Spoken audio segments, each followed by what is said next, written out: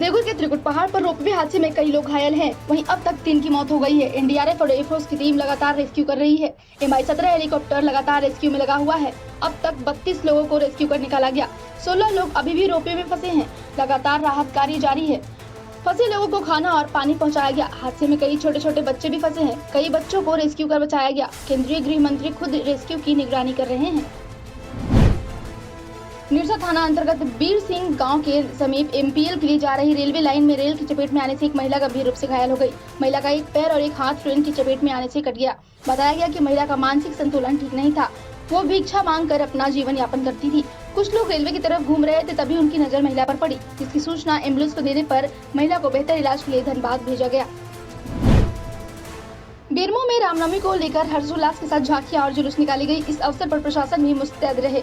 हर इलाके में जुलूस निकाला गया और भक्ति गीतों के साथ शहर गुंजायमान रही। जय श्री राम के नारे के साथ बजरंग बली का नारा लगाते हुए श्रद्धालु जुलूस में शामिल हुए। इस अवसर पर कई जगहों पर प्रसाद वितरण किया गया।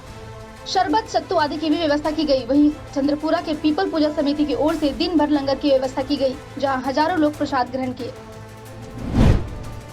गोड्डा में त्रिस्तरीय पंचायत चुनाव की अधिसूचना जारी होने के साथ ही तय हो गया कि गोड्डा में पहले, दूसरे और चौथे चरण में चुनाव होगा। इसके तहत पहले चरण में गोड्डा, पोड़ैया हाट और सुंदर पहाड़ी प्रखंड में चुनाव होगा। वहीं दूसरे चरण में महागामा, पत्थरगामा और बसंत राय शामिल हैं। तीसरे चरण में गोड्डा जिले में चुनाव नहीं है। चौथे और अंतिम चरण में मेहरमा, ठाकुर गंगटी और बुआरी जोर में चुनाव होना है, जिसके लिए 2471 मतदान केंद्र बनाए गए हैं। कुल 24 जिला परिषद सदस्य, 246 पंचायत समिति सदस्य, 197 मुखिया और 2471 वार्ड सदस्य का निर्वाचन होना है। वहीं चुनाव अधिसूचना के साथ ही आचार संहिता लागू हो गया है, जिसके बाद कोई नई घोषणा योजना की शुरुआत और उद्घाटन नहीं होंगे। गोड्डा जिले के मेहरमा प्रखंड के फिरोजपुर भगोइया मुख्य मार्ग पत्तीचक तालाब के समीप तेज रफ्तार चिप्स लदा हाईवा ने युवक को रौंद दिया। युवक बुरी तरीके से जख्मी बताया जा रहा है। घायल युवक धमड़ी गांव का रहने वाला बताया जा रहा है। वहीं आक्रोशित ग्रामीणों ने सड़क को जाम कर दिया। घटना की सूचना मिलने पर पुलिस ने घायल युवक को आनन फानन में सामुदायिक स्वास्थ्य केंद्र पहुंचाया, जहां डॉक्टर ने उपचार कर उसे भागलपुर रेफर कर दिया। कोयलांचल के गोविंदपुर थाना क्षेत्र के एक गांव में भीषण आग लग गई। आग लगने से लाखों की संपत्ति का नुकसान हुआ है। वहीं एक बच्चा भी झुलस गया है। काफी मशक्कत के बाद दमकल विभाग की टीम ने आग पर काबू पाया। मकान मालिक साधु ने बताया कि जिस समय आग लगी उसी समय पेट्रोलिंग की गाड़ी भी मौके से गुजर रही थी, जिस कारण पुलिस ने तुरंत ही दमकल विभाग को फोन कर दिया। लेकिन दमकल विभाग जब तक पहुंची तब तक लाखों की संपत्ति का नुकसान हो चुका था। उन्होंने बताया कि आस पड़ोस के स्थानीय लोगों ने भी काफी मदद की, जिस कारण किसी प्रकार की जनहानि नहीं हुई। 2011 में हुए 34वें राष्ट्रीय खेल घोटाले में झारखंड हाईकोर्ट ने CBI को जांच रिपोर्ट सौंपा। पहले ACB मामले की जांच कर रही थी। स्पोर्ट्स कॉम्प्लेक्स निर्माण और खेल सामग्री खरीद मामले में बड़े स्तर पर घोटाला किए गए थे। उसमें उस समय के तत्कालीन मंत्री रहे सुदेश महतो, बंधु तिर्की का नाम भी शामिल है। इसके अलावा कई बड़े पुलिस अधिकारी भी शामिल हैं। राज्य में त्रिस्तरीय पंचायत चुनाव को लेकर बिगुल बच चुका है। ऐसे में सिमडेगा DC और SP के द्वारा संयुक्त प्रेस वार्ता करते हुए पंचायत चुनाव के बारे में विस्तार से जानकारी दी गई। इस मौके पर DC R रोनेटा ने बताया कि सिमडेगा जिले में 4 चरणों में पंचायत चुनाव किए जाएंगे। प्रथम चरण में 4 प्रखंड होंगे। वहीं दूसरे, तीसरे और चौथे चरण में 2-2 प्रखंड को मिलाकर कुल 10 प्रखंडों में चुनाव किए जाएंगे।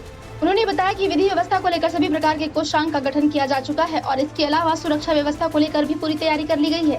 वहीं SP सौरभ कुमार ने बताया कि मतदान कराने के लिए पुलिस प्रशासन पूरी तरह से अलर्ट है। गोड्डा जिले के ठाकुर गंगटी प्रखंड के दिग्घी सीमानपुर गांव में बजरंग बली के प्राण प्रतिष्ठा के मौके पर आयोजित 9 दिवसीय यज्ञ कलश यात्रा में महागामा विधायक दीपिका सिंह शामिल हुई। वहीं सैकड़ों की संख्या में महिलाएं भी कलश लेकर जल यात्रा में शामिल हुई।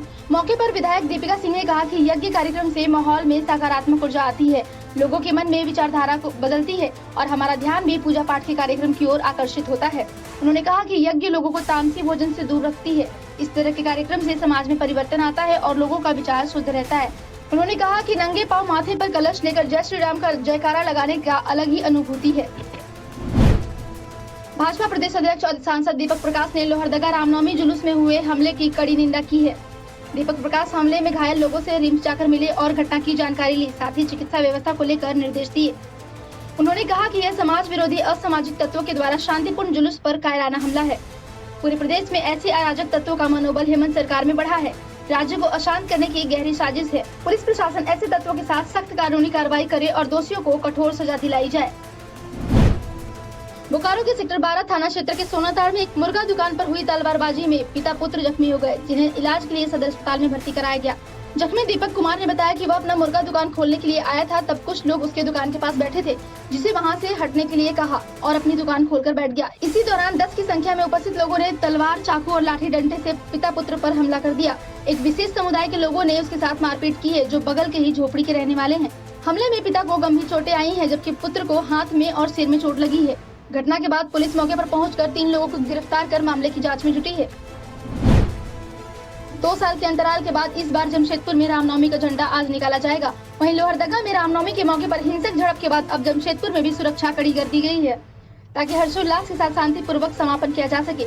आईजी अखिलेश झा का कहना है कि वरीय पुलिस अधीक्षक, ग्रामीण पुलिस अधीक्षक द्वारा जो कोई संवेदनशील जगह है उसे चिन्हित किया गया है। संवेदनशील जगह पर विशेष तैयारी की गई है। इन जगहों पर अतिरिक्त पुलिस बल लगाया गया है। वहीं पुलिस मुख्यालय के पास भी 2 अतिरिक्त पुलिस प्रतिनियुक्ति की गई है। साथ ही डीएसपी साइबर क्राइम को दायित्व दी गई है कि सोशल मीडिया की मॉनिटरिंग की जाए, ताकि किसी भी तरीके का असामाजिक तत्व अफवाह न फैलाए।